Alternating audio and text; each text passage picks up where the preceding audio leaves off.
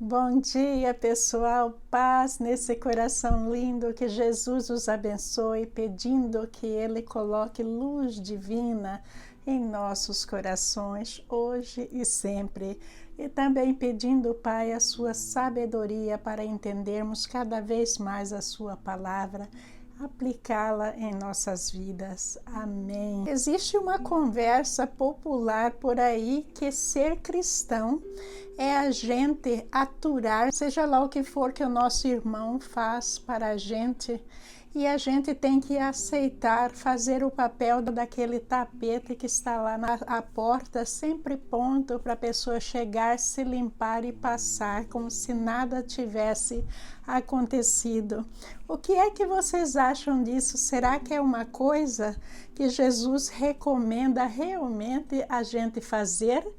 Ou são influências malignas nos fazendo acreditar que é isso que Deus quer? Nós temos falado tanto sobre o perdão, perdoar inúmeras vezes. Nós temos muitos vídeos no perdão. Mas para deixar claro aqui, o perdão não é sobre a outra pessoa, mas o perdão é sobre aquilo que nós acreditamos. E daí nós doamos o perdão para o outro. Agora, quando nós damos o perdão para o outro, não significa que essa pessoa vai aceitar o nosso perdão ou que ela vai de alguma maneira mudar, não significa nada disso.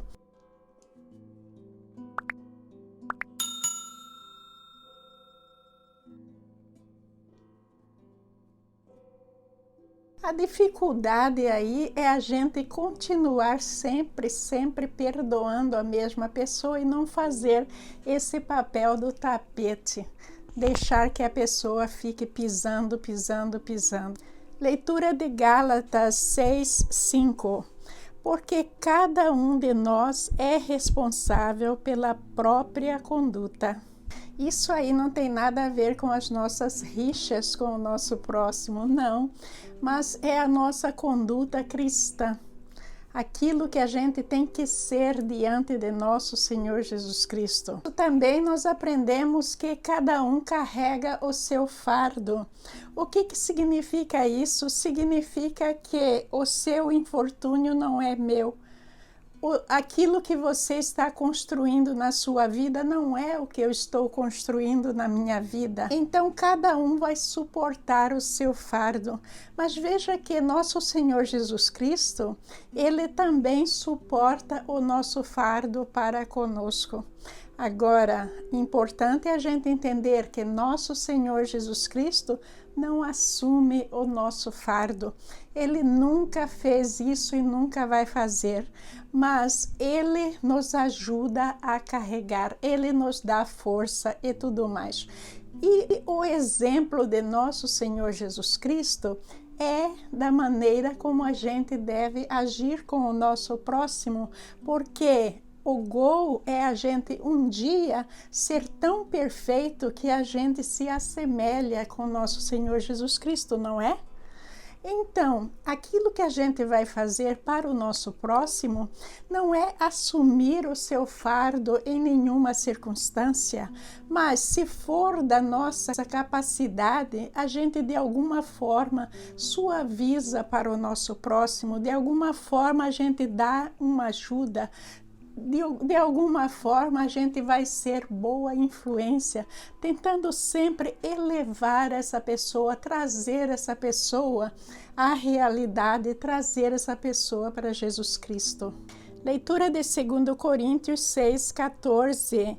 Não se ponham em julgo desigual com os descrentes. Como pode a justiça ser parceira da maldade?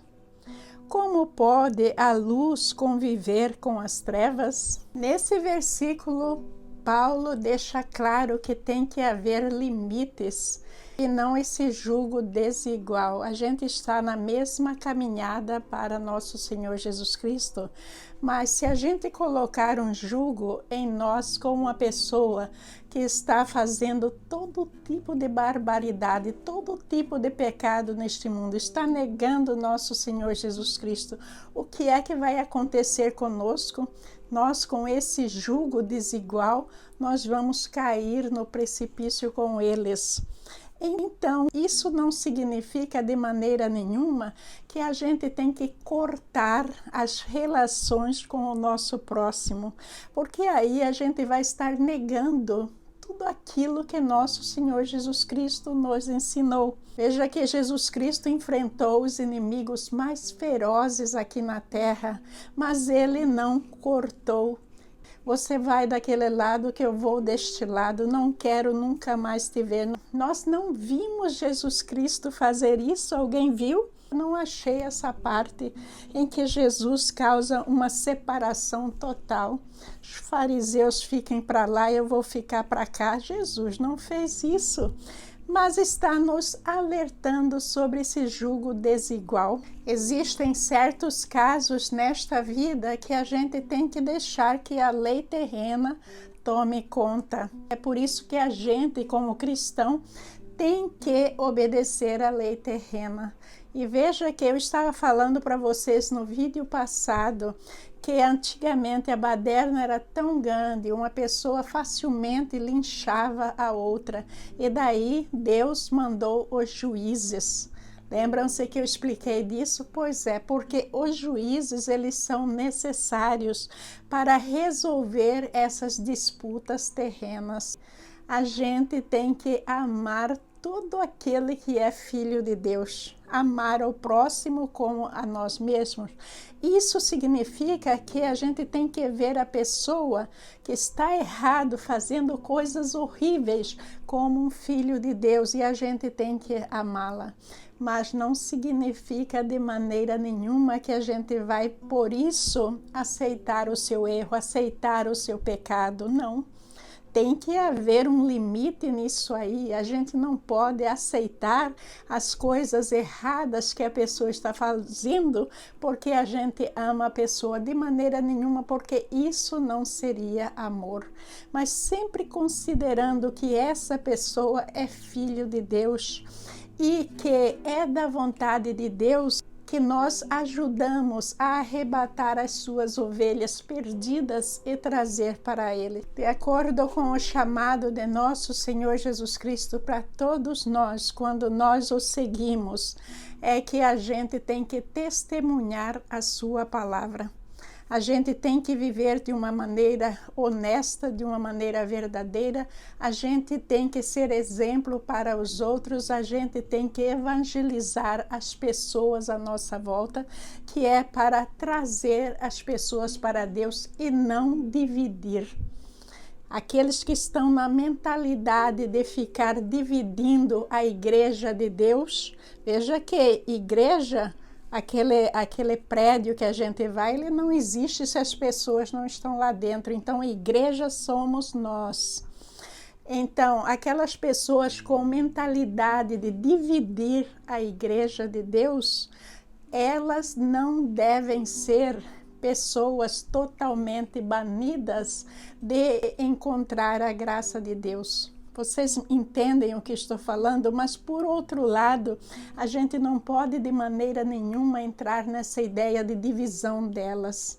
E se essas pessoas estão no comando de uma igreja, elas não têm a capacidade de comandar a igreja de Cristo, fazendo divisão. Então, elas têm que ser afastadas desse cargo, com certeza. Leitura de Tiago 4:4. Adúlteros, não percebem que a amizade com o mundo os torna inimigos de Deus? Repito, se desejam ser amigos do mundo, tornam-se inimigos de Deus. Isso é muito sério. Então, quando a gente é amigo do mundo, a gente aceita tudo que o mundo nos oferece. Essas pessoas pecaminosas que são más influências, a gente tem aquele medo satânico de dizer algo dentro da palavra. Quando a gente está usando a palavra de Deus para corrigir alguém, a gente está com todo o apoio de Deus. Então a gente não precisa ter medo de maneira nenhuma. Veja que aderindo a elas, a gente se torna inimigos de Deus. Leitura de Mateus 12:38. Alguns dos mestres da lei e fariseus vieram a Jesus e disseram: Mestre, queremos que nos mostre um sinal de sua autoridade.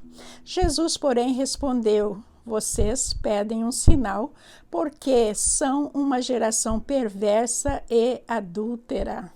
O adultério está ligado à traição, não é? A geração adúltera é a geração que está traindo nosso Senhor Jesus Cristo. Esse é um adultério espiritual. Agora veja o que esses fariseus estavam tentando fazer com nosso Senhor Jesus Cristo. Eles pediram um sinal de Jesus. Mas na realidade era uma armadilha para Jesus. Eles queriam manipular Jesus a pecar. E isso é um exemplo muito importante para nós, que Jesus deu a resposta e continuou realizando o seu trabalho. Ele não separou os fariseus, porque era importante que os fariseus ouvissem aquilo que ele tinha para dizer. Leitura de Marcos 3:9. Jesus instruiu seus discípulos a prepararem um barco para evitar que a multidão o esmagasse. Vejam aí uma outra situação em que Jesus estava lá realizando vários milagres e a multidão estava lá pelos milagres. E tinha tanta gente ali que eles poderiam até esmagar nosso Senhor Jesus Cristo. Parece que estavam partindo para a violência, um empurrando o outro para chegar perto de Jesus e ser curado. Mas veja que Jesus imediatamente pediu para os apóstolos para arrumar o barco que ele iria para o outro lado.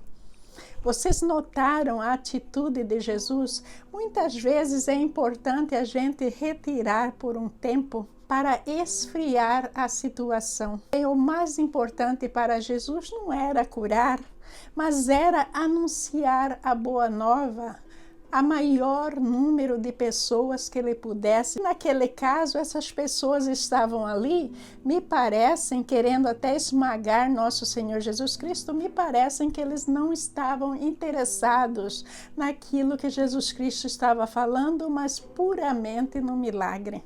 Leitura de Provérbios 22, de 24 a 25. Não faça amizade com os briguentos, nem ande com quem se ira facilmente, pois aprenderá a ser igual a eles e colocará a si mesmo em perigo. Lembrando que provérbios são sabedorias, não é uma lei. É algo para a gente pensar, é uma sabedoria.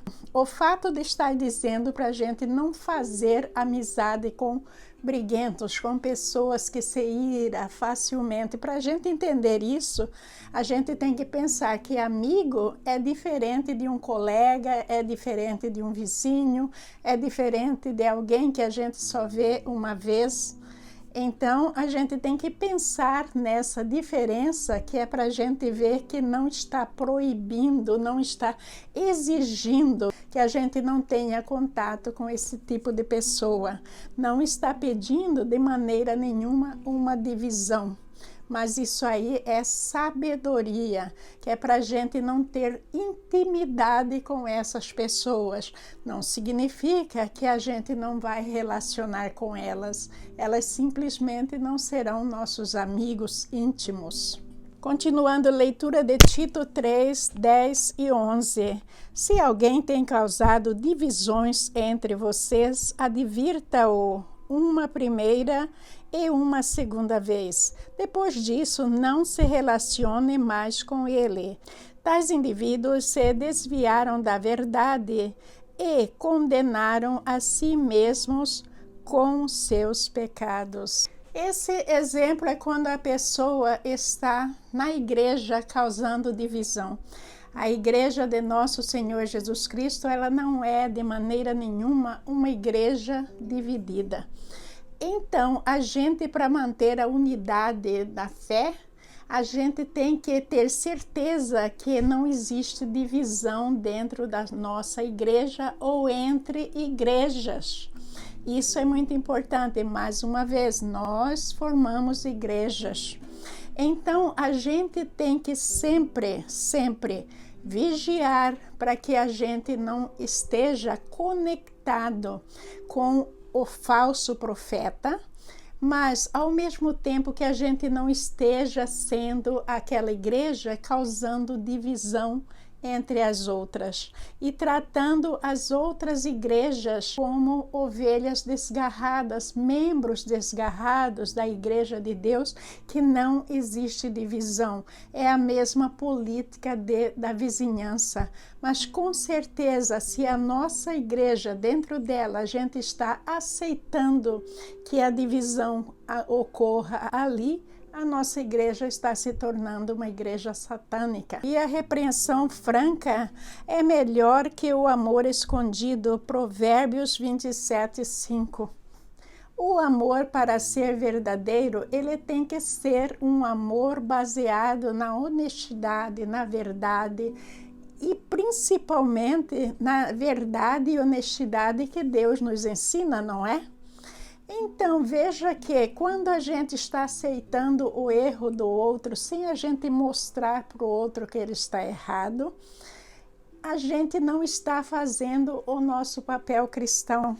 Muito difícil para a gente receber essa graça de explicar que o outro está errado sem entrar em confusão. Mas não é impossível. Se a gente está orando, pedindo a sabedoria de Deus, Ele vai nos mostrar como fazer isso e Ele vai nos proteger dos problemas que podem surgir disso. Muitas vezes existem problemas imediatos quando a gente diz algo para a pessoa, mas veja que com o tempo, essa pessoa vai ponderar. Como nós estamos ponderando sobre a verdade de nosso Senhor Jesus Cristo. A gente já ouviu o nosso pastor, o padre, dizer muitas vezes, mas a gente continua pecando. Por quê? Porque demora muito para a gente realmente entender e aceitar, internalizar esse conhecimento e realmente viver. Então, a gente tem que ter paciência quando lidando com o nosso próximo, não querer resultado imediato, porque nem Jesus Cristo conseguiu. Ele veio, morreu na cruz por nós e Ele está até hoje aguardando que a gente mude de atitude. Leitura de Mateus 10:16. Ouçam, eu os envio como ovelhas no meio de lobos. Portanto, sejam espertos como serpentes e simples como pombas. Esses lobos são os falsos profetas que sempre existiram dentro das sinagogas, dentro dos templos, agora dentro das igrejas. Os falsos profetas estão lá o tempo todo, mas no meio desses falsos profetas tem pessoas voltadas a Deus. A gente não pode generalizar, porque como nós vimos, cada um carrega o seu fardo, cada um é responsável pelo seu próprio ato, cada um vai ter a sua salvação separadamente do outro. Então é possível que dentro da sua igreja existem falsos profetas e profetas que são realmente verdadeiros. Vimos em Apocalipse, estudando por que Jesus Cristo estava dando chance para as igrejas melhorarem, porque nem todos eles estavam agindo com desonestidade,